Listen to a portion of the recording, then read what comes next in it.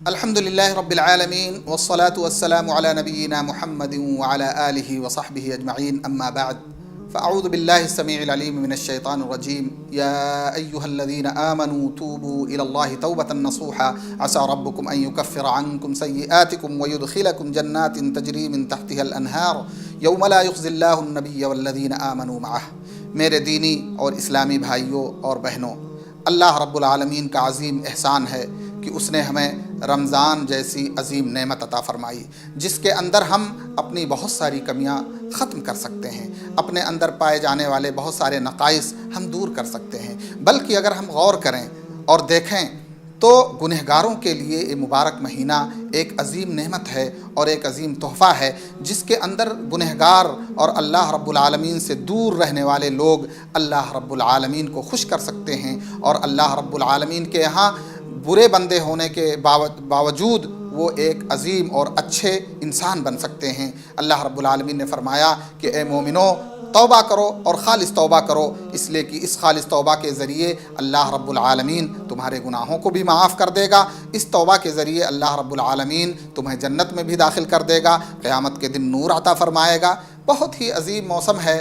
اس موسم کے اندر ہم نے اگر اپنے آپ کو گناہوں سے پاک نہیں کر لیا تو پھر ہم کب اپنے آپ کو پاک کریں گے؟ آپ دیکھیں، بہت سارے لوگ بہت ساری ایسی چیزوں میں مبتلا رہتے ہیں جو اسلام کے اندر حرام ہیں، لیکن رمضان المبارک کا مہینہ جب آتا ہے تو اسے ترک کر دیتے ہیں۔ بہت سارے لوگ شراب پیتے ہیں، اور اسی طرح سے بہت سارے لوگ بیڑی سگریٹ وغیرہ کا ارتکاب کرتے ہیں پینے کا، لیکن یہ مہینہ آتا ہے تو 12، 10 یا 13 گھنٹے تک ان گناہ کے کاموں کو ترک کر دیتے ہیں۔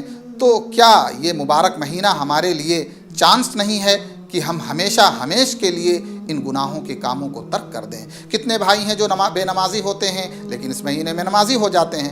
کتنے بھائی ایسے ہیں جو قرآن کی تلاوت نہیں کرتے، ذکر نہیں کرتے، قیام نہیں کرتے، یا اسی طرح سے اللہ کے سامنے جھکتے نہیں ہیں، لیکن یہ مبارک مہینہ آتے ہی اللہ رب العالمین کے سامنے بندے جھک جاتے ہیں۔ تو اگر بے نمازی انسان ہے تو اس کے لیے چانس ہے کہ وہ نمازوں کا پابند بن جائے اپنی پوری زندگی کے لیے۔ اگر وہ گناہوں کا ارتکاب کرتا ہے تو یہ مبارک مہینہ اس کے لیے بہت ہی عظیم چانس ہے کہ وہ اللہ کے سامنے توبہ کرتے ہوئے اللہ کا مقرب بندہ بن جائے۔ اس لیے ہمیں توبہ کرنا چاہیے۔ آپ کو پتہ ہے کہ توبہ کے لیے شرمندگی شرط ہے، اسی لیے یہ بھی شرط ہے کہ آپ مکمل ارادہ کریں کہ اللہ رب العالمین کی توفیق سے اس گناہ کی طرف نہیں پلٹیں گے، اور اسی طرح سے یہ بھی شرط ہے کہ اس گناہ کے تعلق سے اگر کسی کا تعلق ہے تو اس سے بھی آپ اپنے آپ کو حلال کر لیں۔ اللہ رب العالمین سے دعا ہے کہ بار الہٰ اس مبارک مہینے میں ہمیں تمام گناہوں سے بچنے کی اور گناہوں کو ترک کرنے کی اور نیکیوں کے پابند بننے کی توفیق عطا فرما۔